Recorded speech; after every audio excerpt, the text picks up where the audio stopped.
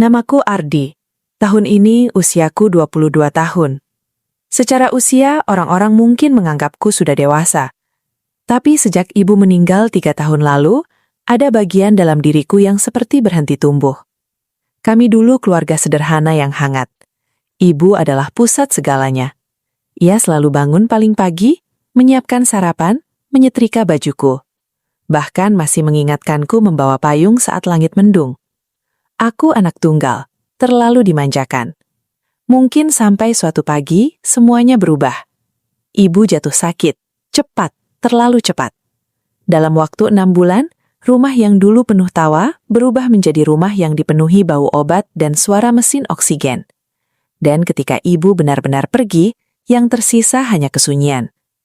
Ayah berubah menjadi pribadi yang lebih pendiam. Ia lebih sering pulang larut, seolah tak sanggup menghadapi rumah yang terlalu banyak menyimpan kenangan. Setahun setelah ibu meninggal, ayah memperkenalkanku pada seorang perempuan. Namanya Rina. Ia seorang janda usia 38 tahun. Katanya suaminya meninggal karena kecelakaan kerja. Ia tidak punya anak. Pertama kali melihatnya, kesan yang ketangkap adalah tenang. Terlalu tenang. Wajahnya lembut, tutur katanya pelan, dan sorot matanya menyimpan sesuatu yang sulit kutebak. Aku tidak langsung menyukainya. Bukan karena ia jahat atau kasar, justru sebaliknya. Ia terlalu baik, terlalu sopan, terlalu berusaha tidak mengganggu posisiku sebagai anak satu-satunya. 2 bulan setelah perkenalan itu, ayah menikahinya. Dan sejak saat itu, Rina resmi menjadi ibu tiriku. Awalnya aku menjaga jarak. Kupanggil ia, Bu Rina, bukan ibu. Rasanya aneh menyebut orang lain dengan panggilan yang dulu hanya milik satu orang. Rumah kami tidak besar. 2 kamar di lantai atas, 1 kamar tamu di bawah, ruang keluarga, dapur kecil, dan teras yang menghadap jalan sempit. Rumah itu terasa semakin sunyi karena ayah sering dinas luar kota. Pekerjaannya menuntutnya pergi berhari-hari, bahkan berminggu-minggu. Dan setiap kali ayah pergi, hanya ada aku dan Rina di rumah. Hari-hari awal terasa canggung. Kami seperti 2 orang asing yang terpaksa berbagi atap. Ia memasak, aku makan. Ia membersihkan rumah, aku masuk kamar. Percakapan kami sekadar, "Sudah makan?" atau "Ayahmu telepon tadi." Namun semakin waktu berjalan, aku mulai memperhatikan hal-hal kecil. Cara Rina mengikat rambutnya ketika memasak, cara ia menggigit bibir saat berpikir, cara ia tertawa kecil ketika menonton acara komedi di televisi. Hal-hal sederhana yang seharusnya biasa saja. Tapi entah mengapa, semuanya mulai terasa berbeda. Aku sering pulang lebih cepat dari kampus, hanya untuk mendapati rumah dalam keadaan sepi. Kadang Rina sedang menyiram tanaman di depan. Kadang ia duduk di ruang tamu membaca buku. Kadang ia berdiri di dapur dengan cahaya matahari sore yang masuk dari jendela, membuat siluet tubuhnya tampak hangat dan lembut. Aku mulai merasa aneh. Awalnya kupikir itu hanya kekaguman biasa. Mungkin karena sudah lama rumah ini tidak memiliki sosok perempuan dewasa. Namun perasaan itu tumbuh perlahan. Aku mulai memperhatikan aroma parfumnya. Mulai menyadari detak jantungku berubah ketika ia berdiri terlalu dekat. Mulai merasa gelisah saat mendengar suaranya memanggil namaku. Setiap malam ketika aku masuk kamar, pikiranku tidak lagi sepenuhnya tenang. Aku sering membandingkan perasaanku ini dengan rasa rindu pada ibu kandungku. Tapi keduanya berbeda, sangat berbeda. Rina tidak pernah bersikap genit, tidak pernah menunjukkan perhatian yang melampaui batas. Ia menjaga jarak, bahkan terlalu menjaga. Tapi justru jarak itulah yang membuatku semakin penasaran. Suatu malam ketika hujan turun deras dan ayah sedang dinas keluar kota, listrik sempat padam beberapa menit. Rina mengetuk pintu kamarku, meminta bantuan mencari lilin.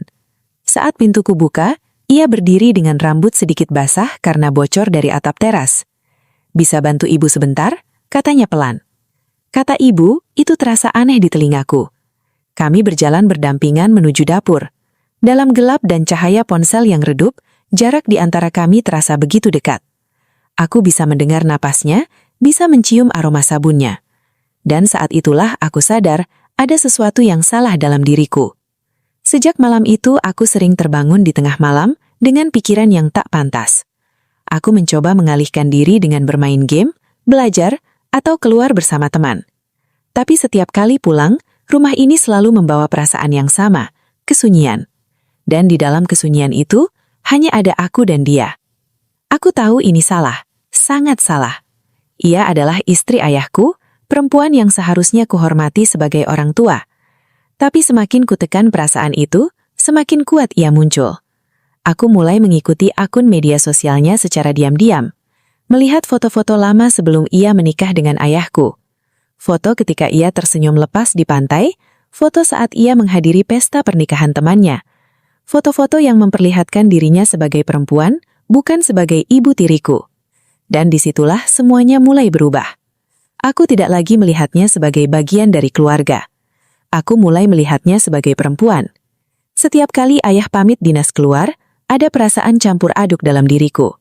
Di satu sisi aku merasa bersalah karena menikmati waktu berdua di rumah dengannya, di sisi lain aku takut pada diriku sendiri. Aku takut suatu hari perasaanku akan terlihat. Takut tatapanku terlalu lama. Takut gerak-gerikku terbaca, takut ia menyadari apa yang sebenarnya kurasakan. Dan aku sama sekali tidak tahu bahwa ketakutanku itu akan segera menjadi kenyataan. Sejak malam listrik padam itu, aku tidak lagi bisa bersikap biasa. Aku mulai menghindari Rina di pagi hari, tapi justru mencarinya di malam hari. Ada dorongan aneh dalam diriku, rasa penasaran yang bercampur dengan kegelisahan. Ayah kembali dinas luar kota selama 10 hari. Seperti biasa, sebelum berangkat, ia berpesan agar aku menjaga rumah dan membantu Rina jika ada apa-apa. "Ibu, kamu sendirian di rumah, jangan cuek terus," katanya. Aku hanya mengangguk. Kalimat itu justru membuat dadaku terasa berat. Malam ketiga, ayah pergi. Hujan turun lagi. Kota kecil kami memang sering diguyur hujan akhir-akhir ini. Suara air menetes di atap menjadi latar sunyi yang tak pernah benar-benar hilang. Aku berada di kamar, lampu menyala redup. Pintu tak kukunci. Entah sejak kapan, aku mulai membuka kembali akun media sosial Rina. Menggeser layar perlahan, mengamati setiap foto. Ada satu foto yang membuatku berhenti cukup lama. Foto itu diambil sebelum ia menikah dengan ayahku. Ia mengenakan gaun biru sederhana, berdiri di tepi pantai. Rambutnya tergerai teriup angin. Senyumnya lepas. Senyum yang tak pernah kulihat sejak ia tinggal di rumah ini. Aku memperbesar foto itu. Jantungku berdetak lebih cepat. Aku tidak tahu apa yang sebenarnya ku cari. Validasi, pelarian, atau sekadar membenarkan perasaan yang seharusnya tidak ada. Tanganku bergetar ketika tanpa sadar, aku membuka folder unduhan di ponselku. Foto-foto itu sudah kusimpan diam-diam beberapa hari lalu. Dan di saat itulah semuanya berubah. Tiba-tiba terdengar suara langkah kaki di lorong. Pelan mendekat. Aku terlalu larut dalam pikiranku, hingga tak menyadari pintu kamarku sedikit terbuka. "Ardi?" Suara itu membuat seluruh tubuhku membeku. Refleks aku menoleh. Rina berdiri di ambang pintu. Cahaya dari lorong menerangi setengah wajahnya. Tangannya memegang gelas air. Matanya langsung tertuju pada layar ponselku. Aku terlambat menutupnya. Tatapan kami bertemu. Waktu terasa berhenti. "Apa yang kamu lakukan?" Suaranya pelan tapi bergetar. Aku tak bisa menjawab. Tenggorokanku kering. Ia melangkah masuk satu langkah, matanya masih tertuju pada layar yang belum sepenuhnya mati. "Kenapa foto itu ada di ponselmu?" Aku panik. Jantungku seperti ingin meloncat keluar. Itu cuma..." Ucapanku terputus. Tanganku gemetar saat mencoba menjelaskan, tapi tak ada kalimat yang terdengar masuk akal. Ia menatapku lama, bukan marah, bukan berteriak, tapi kecewa. Dan justru itulah yang lebih menyakitkan. "Kamu melihatku seperti apa, Ardi?" Tanyanya lirih. Pertanyaan itu menusuk. Aku menunduk. Untuk pertama kalinya, aku benar-benar berasa telanjang. Bukan secara fisik, tapi batin. Semua yang selama ini kusembunyikan terbaca jelas di wajahku. "Aku tidak bermaksud buruk," kataku akhirnya. Meski aku tahu itu terdengar lemah. Ia menarik napas dalam. "Ini tidak pantas." Kalimat itu seperti palu yang menghantam kepalaku. Ia bukan hanya berbicara tentang foto itu. Ia berbicara tentang semua tatapan yang mungkin selama ini ia rasakan. Tentang jarak yang mulai berubah. Tentang ketegangan yang diam-diam tumbuh. Rina memalingkan wajahnya. "Ayahmu percaya padaku. Dia percaya kamu anak yang baik." Nama ayah disebut dan rasa bersalahku berlipat ganda. Aku berdiri dari tempat tidur. Jarak kami kini hanya 2 langkah. Aku cuma kesepian, kataku pelan. Entah kenapa itu yang keluar. Mungkin karena itu satu-satunya kejujuran yang kupunya. Rina terdiam. Aku bisa melihat matanya sedikit berkaca-kaca.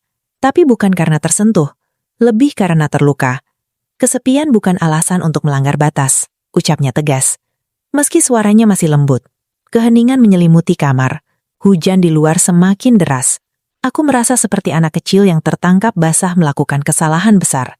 Tapi di balik rasa malu itu, ada perasaan lain yang lebih membingungkan. Rasa takut kehilangan dirinya. Rina berbalik hendak keluar. Sebelum ia melangkah pergi, ia berkata tanpa menoleh. Mulai sekarang kunci pintu kamarmu kalau sendirian.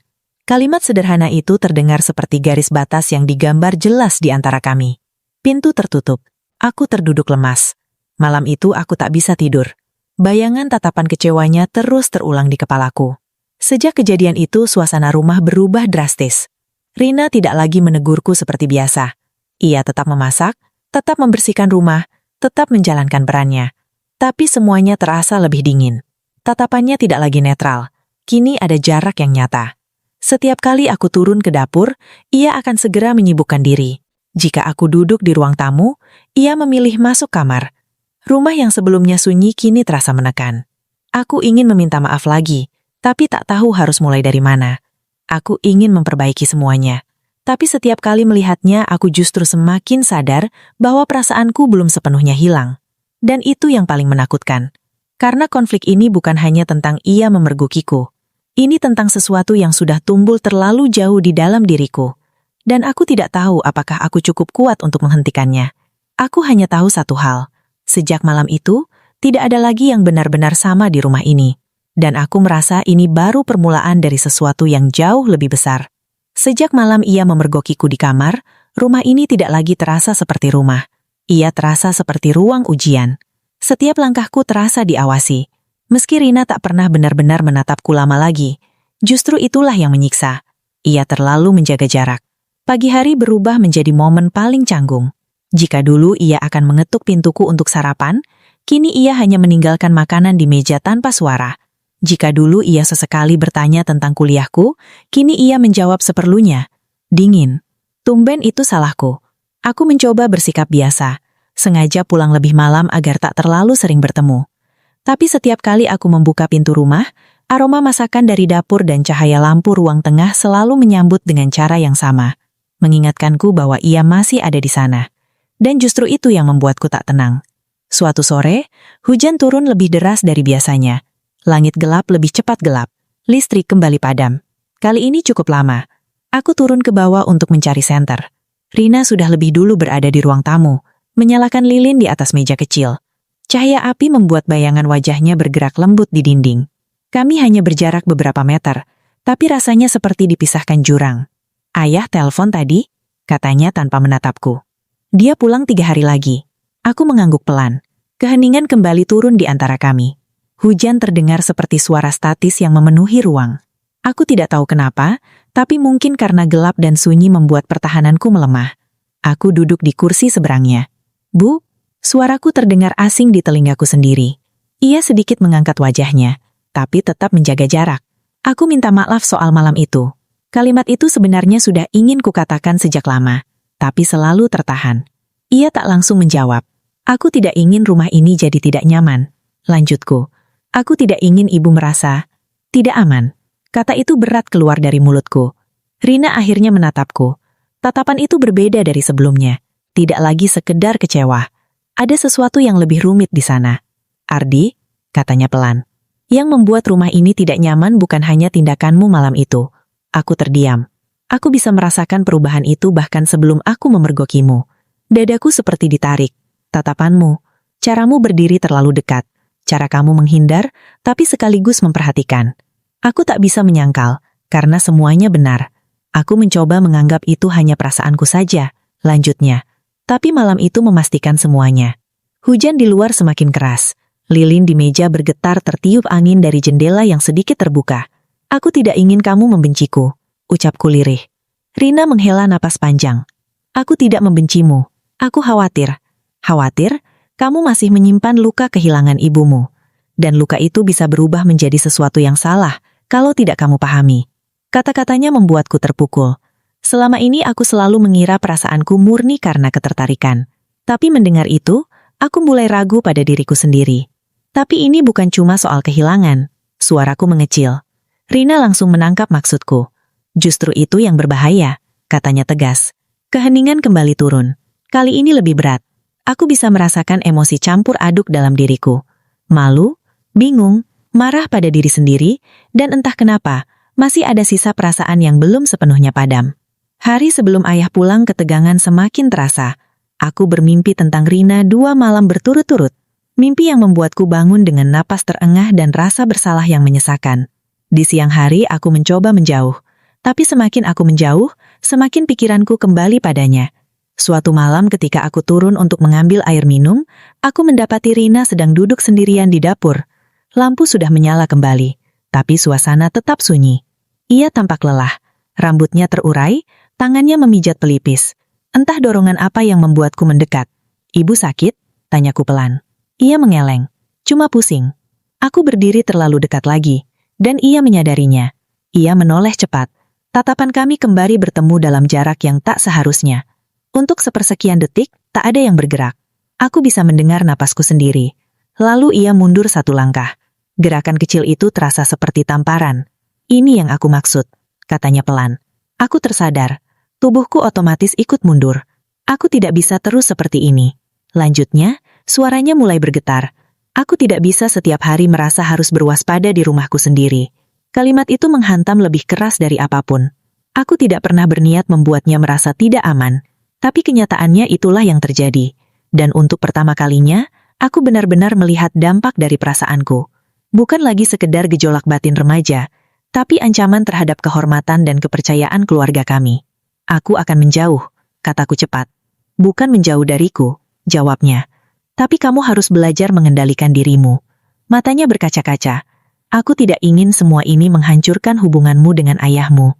Nama ayah kembali disebut. Dan kali ini terasa seperti alarm keras di kepalaku. Aku membayangkan wajah ayah jika ia tahu semuanya. Kepercayaan yang ia berikan kepadaku. Kepercayaan yang ia berikan kepada Rina. Semua bisa runtuh. Malam itu aku kembali ke kamar dengan kepala penuh suara. Untuk pertama kalinya aku mempertanyakan bukan hanya perasaanku, tapi diriku sendiri. Apakah ini cinta atau hanya pelarian dari kehilangan? Apakah ini keinginan atau sekedar kebutuhan akan sosok yang mengisi kekosongan? Dan semakin aku berpikir, semakin aku takut pada jawabannya. Karena satu hal jelas, konflik ini tidak lagi hanya tentang rasa yang salah. Ini tentang batas yang terus diuji, tentang kepercayaan yang berada di ujung tanduk, tentang rumah yang perlahan berubah menjadi medan perang sunyi. Dan dengan ayah yang akan pulang 3 hari lagi, aku tahu sesuatu yang lebih besar sedang menunggu untuk meledak. Hari kepulangan ayah tiba lebih cepat dari yang kubayangkan. Sejak pagi, suasana rumah terasa berbeda. Rina bangun lebih awal. Ia memasak makanan favorit ayah, rendang dan sayur asem. Aroma bumbu memenuhi seluruh ruangan. Tapi bagiku bau itu justru terasa menyesakan. Karena aku tahu, hari ini segalanya bisa berubah. Aku menghindari berada terlalu lama di dapur. Setiap kali berpapasan dengan Rina, kami hanya saling menatap sekilas, lalu memalingkan wajah. Tidak ada lagi pembicaraan panjang seperti malam saat listrik padam. Tidak ada lagi diskusi tentang batasan. Yang ada hanya jarak yang belum benar-benar sembuh jarak. Menjelang sore, suara mobil ayah terdengar masuk ke halaman. Jantungku langsung berdetak lebih cepat. Rina berdiri di ambang pintu, mencoba tersenyum seperti biasa. Aku berdiri beberapa langkah di belakangnya. "Ayah?" Turun dari mobil dengan wajah lelah tapi bahagia. "Rumah terasa beda kalau kalian berdua menyambut begini," katanya sambil tertawa kecil. Kami tersenyum tipis. Aku bisa melihat Rina berusaha terlihat normal. Malam itu kami makan bersama. Ayah bercerita tentang pekerjaannya di luar kota, tentang hotel yang tidak nyaman, tentang proyek yang hampir gagal.